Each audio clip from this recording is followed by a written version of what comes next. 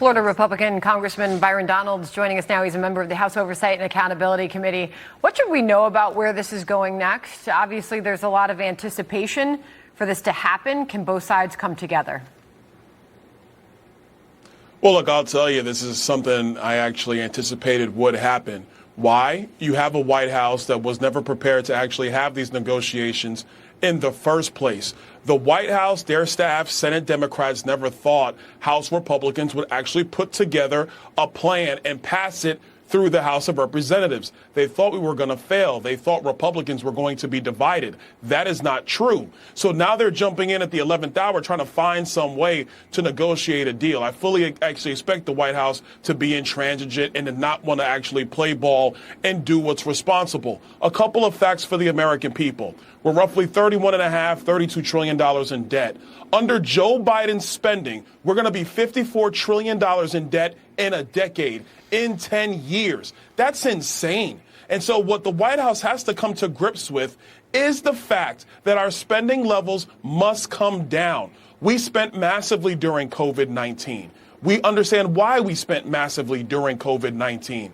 But it's time to get back to pre-COVID spending levels. Any company would do that. Any family would do that. The United States government must do that as well. Congressman, what do you make of this attempt by Democrats to do an end run around Speaker McCarthy with this discharge petition? At last count, they had about 210 votes. They need 218. They would probably need a couple of Republicans to come on board to do that. Is that going to happen?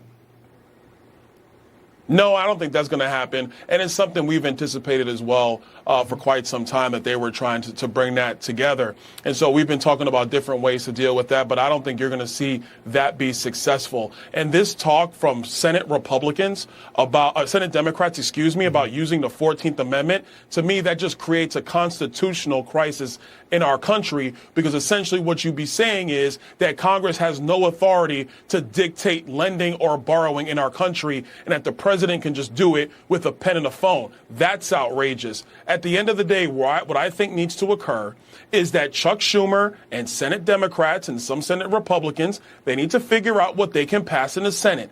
What do they have 60 votes for? It's not clean debt ceiling. That's dead on arrival all through Capitol Hill. There's got to be something that they can put together, and then maybe House and Senate need to negotiate. But if we're going to rely on the White House that's been asleep at the wheel, not just on this crisis, but many others, I think we're fooling ourselves. And I think that puts the American people in a terrible position, because Joe Biden is not serious about the fiscal health of our country. I want to pivot to the Durham report and the revelations from that, or lack thereof, and just some of the media reaction to it. Listen.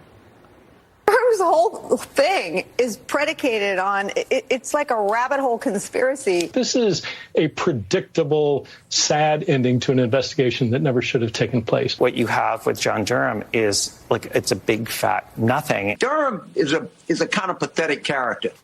James Carville in his trusted LSU T-shirt there. Kim Straschel says this on the media.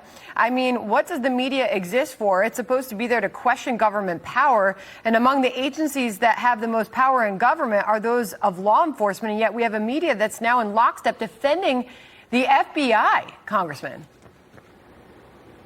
No, you're absolutely right. Look, the media was in on this from the beginning, in my view. They were the ones that were helping to launder out Hillary Clinton's phony, made-up information about Donald Trump, the same information that she used with her friends at the upper echelon of FBI to start the Crossfire Hurricane investigation. So her media friends are not going to come out now and say, oh, yeah, you know what? We were wrong and this is damning. They're just going to laugh it off, cover it for 1 or 2 days, and then ignore it. And this is really dangerous for our country, because what the report clearly shows is that you had rank and file in the FBI in 3 different offices who had serious concerns about the Clinton Foundation and what was going on around Hillary Clinton. And I think one of the most damning things in this report that really isn't talked about is that John Brennan actually briefed Barack Obama and then Vice President Joe Biden on July 26th about what the Clinton campaign was doing, and we have no idea what the reaction was from President Obama at that time. You know, he could have shut the whole thing down right then and there.